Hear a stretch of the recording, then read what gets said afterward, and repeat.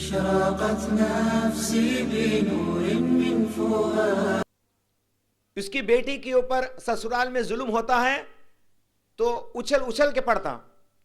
پھر کسی اور کی بیٹی اس کی گھر میں آتی ہے بہو بن کر, تو اس کے تکلیفوں کے اوپر اس کو جو اتنا تکلیف دیتا کہ وہ اس کو برا سمجھتا ہی نہیں. اس کی بیٹی کے اوپر وہ ہو گیا تو اڑ کو پڑھتے. دوسری کی بیٹی آگے اس کے گھر میں رہتے ہوئے کوئی اس کے اوپر ظلم کرتا ہے تو کیا ہوا بھائی, کرنا تھا نا بھائی, ایسا بولتے. یہ انصاف کا معاملہ نہیں ہے. یہ غیر شرعی چیزاں ہیں جو ہم کسی کے لیے کچھ پسند کرتے, کسی اور کے لیے کچھ اور پسند کرتے. اسلام اس کو رد کرتا ہے.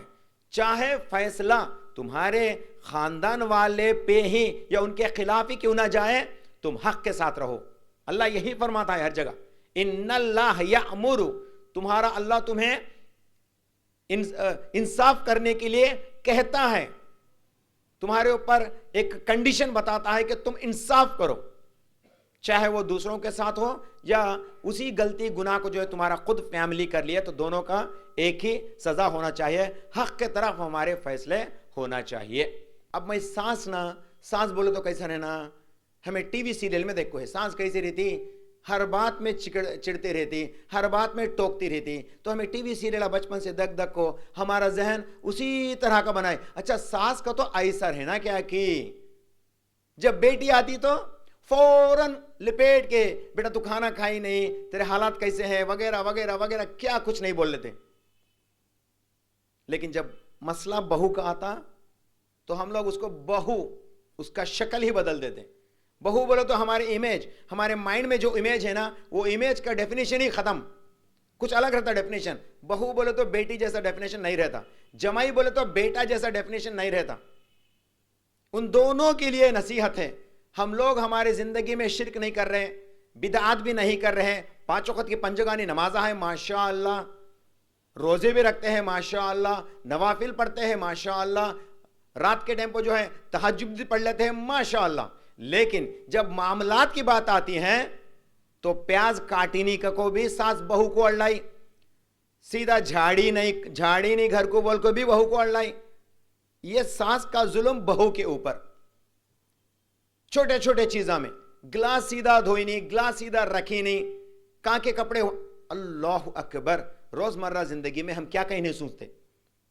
یہ اگرچہ بیٹی کری تو اس کے لیے وہ کچھ برا سمجھتی ہی نہیں. دیکھو میں کس کے لیے بول رہا ہوں, ہر گھر کے اندر جو ساس, جو عورت یا جو سسرا اپنی بہو کے لیے جو امیج رکھتا ہے اپنے ذہن میں, ان لوگوں کے لیے میں بول رہا ہوں کہ وہ لوگ بیٹی کو ایک نگاہ سے اور بہو کو دوسری نگاہ سے دیکھتے ہیں. تو انہوں نے اس بچی کے اوپر ظلم کیا اور اپنے آپ کے اوپر بھی ظلم کیا. یہ ہو گیا سسرے کا معاملہ, ساس کا معاملہ بہو کے لیے. اب بہو کا معاملہ کیا ہو, بہو کیا تو کم ہے, وہ بھی عورت اس نے. بہو کا معاملہ کیا ہو, ساس کو سسرے کو ایک امیج رہتا مائنڈ میں, اور اماں باوا کو پھر ایک امیج رہتا. اماں باوا, اماں میرے ابا کو, اماں میرے اماں کو کچھ تکلیف پہنچی, ہائے اللہ میں فوراً چلے جانا جی بول کے. ساس میں آئے نہیں, ہندا مورا گر پڑتی, ہائے گرے جی میں بول کے اٹھا کے بٹھاتی. دونوں کتنا فرق ہے دیکھو, دونوں میں سوچ میں کتنا فرق ہے دیکھو. اللہ اکبر, پاپ یہ بھی معذور عورت ہے, کر نہیں سکی, ہندا مورا گر گئی, اس کو اٹھا کے سروس کرنا نہیں, اندر اندر مسکوٹا ہنسنا, ہائیو ہائے اٹھا کے بٹھانا. وہ اماں گر گئی بولے تو یہاں سے رونا شروع کر دیا, جی میری اماں گر گئی کہتے جی بول کے دوڑ دی. یہ امیج کون بنائے ہیں, کون سکھائے ہم نے یہ امیج ہمارے ذہن میں؟ یہ دونوں الگ الگ بول کے کون بنائے؟ یہ ہم اپنے ماحول سے سیکھیں.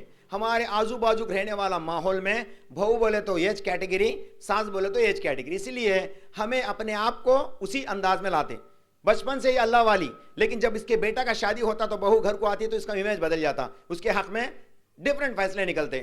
یہ ظلم ہے.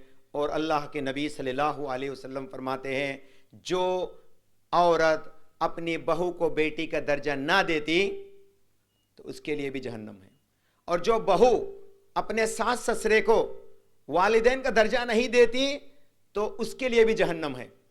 جو جمائی اماں بابا جیسا درجہ ساس سسرے کو نہیں دیتا تو اس کے لیے بھی جہنم ہے. یاد رکھیے اللہ کے نبی صلی اللہ علیہ وسلم فرماتے ہیں کہ جمائی کو اس کے ساس سسرے کے لیے اماں بابا کا درجہ دینا اور ان کو بھی اتنا ہی خدمت کرنے کی کوشش کرنا. نہیں کرا تو یہ پکڑا جائے گا یاد رکھیے, کیونکہ اس کا حق بنتا ان لوگوں کے اوپر. نور من فؤادي حينما رأى